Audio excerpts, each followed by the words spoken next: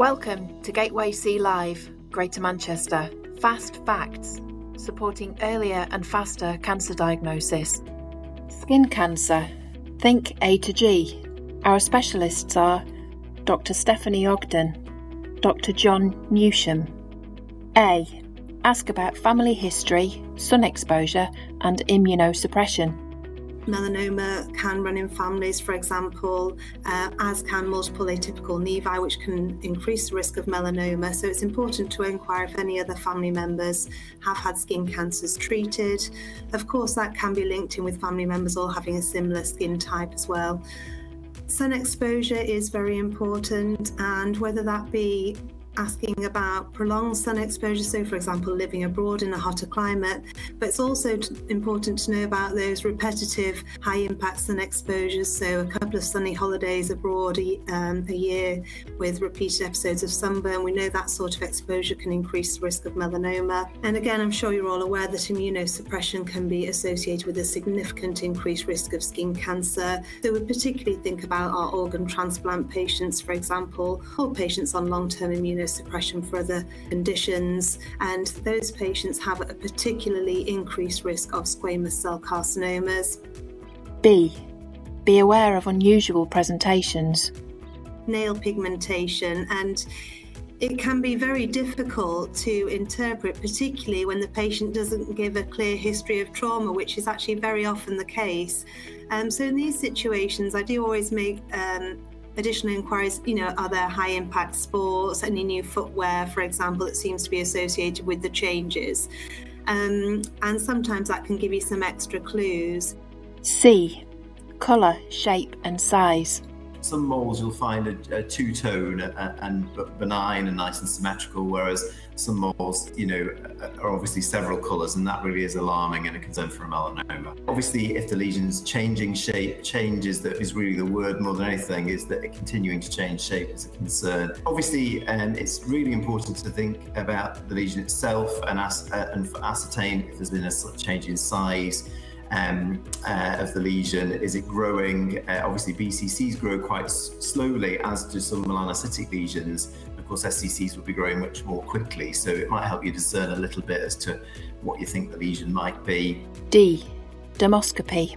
If we just move on to have a look at how the dermoscopy can help us, the key features of a seborrheic keratosis on dermoscopy are shown quite nicely on these pictures. And if you see these pictures, you can be really reassured that you're dealing with a seborrheic keratosis rather than a melanocytic lesion. So if we look at the lesion on the left, first of all, you see those white dots, and we call those milia-like cysts, and they are a feature of seborrheic keratosis, not a feature of melanocytic lesions. And the second thing that we see is what we call the comedo-like openings. So they look like little blackheads on the surface of the lesion. Again, feature of seborrheic keratosis. So those are very reassuring features on dermoscopy. The second pattern that you may see under the dermatoscope for a seborrheic keratosis, as shown on the right here, is what we call the cerebriform pattern. So it looks like the surface of a brain. Again, another feature of seborrheic keratosis under the dermatoscope. So these sorts of things you can actually get your eye in quite quickly, and if you have access to a dermatoscope and then you're not sure about a lesion and you look under the dermatoscope and you see these features, then you can feel reassured, and it may potentially save a referral in that situation. E. Encourage self-monitoring and safe sun exposure. It's important as well to encourage patients to become familiar with their own skin and to self-monitor as well. So that can involve, having a look at the skin all over. And again, there's good resources online for patients. British Association of Dermatologists, again, has got the ABCDE aid memoir. So we often teach patients that. So where they're having a look at pigmented lesions on the skin, it's A for asymmetry, B for border and irregular border, C for colour, having more than one colour, D for diameter more than 6 millimetres, E for evolution, so as John was saying, any history of change, and then seeking an expert opinion if needed. Patients are often quite keen these days on using photographs as well to help them monitor their lesions. It's a lot more accessible with smartphones and those sorts of things. So we're happy for patients to do that if they find it helpful. So I think there's a lot more resources really available to help support patients with that.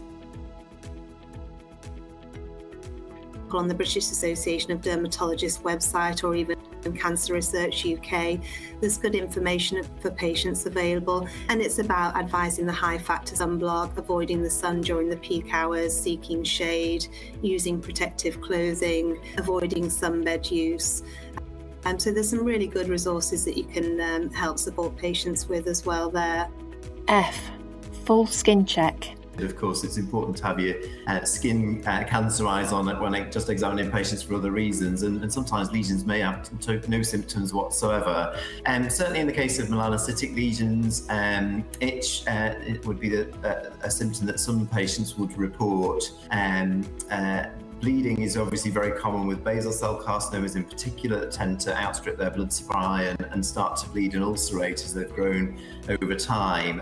And certainly that often is a repeated feature. Some people say, I notice a spot of blood on my pillow every night, or something like that, indicating that the lesion's bleeding and misbehaving. And then soreness is a factor, particularly with squamous cell carcinomas. So can be a sign of lymphovascular invasion histologically, but certainly the symptom that patients report is actually pain. We pick up in our department are actually incidental lesions that were not the presenting lesion. So it's just really important. I suppose it emphasises, whilst I realise everyone is time pressured, it really emphasises how important it can be to look at the skin as a whole, to pick up incidental lesions that you would be more worried about than the lesion the patient presents with, but also to look for the ugly duckling sign, which sometimes becomes very evident once you see a bit more of the skin. G. Greater Manchester referral pro forma. Is really helpful for us to have the pro forma completed, giving us information on the site of the lesion, for example, any of the symptoms as well, because it's surprisingly, it happens relatively often that the patient's not sure which lesion they've actually come about, and we are offering the full skin check anyway. So of course, and as John mentions, there's often incidental findings on the skin check. But you want to make sure that you've answered properly the question that's being asked of you. So I think it is really helpful to use the pro forma and just to make sure it's fully completed. We usually always get the medication history, which of course is important if the patient's going on for surgery, etc. Think A to G. A. Ask about family history, sun exposure and immunosuppression. B. Be aware of unusual presentations. C. Colour, shape and size. D. Dermoscopy. E.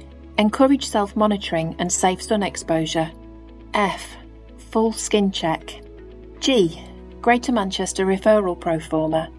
GatewayC Live, Greater Manchester. Fast facts, supporting earlier and faster cancer diagnosis.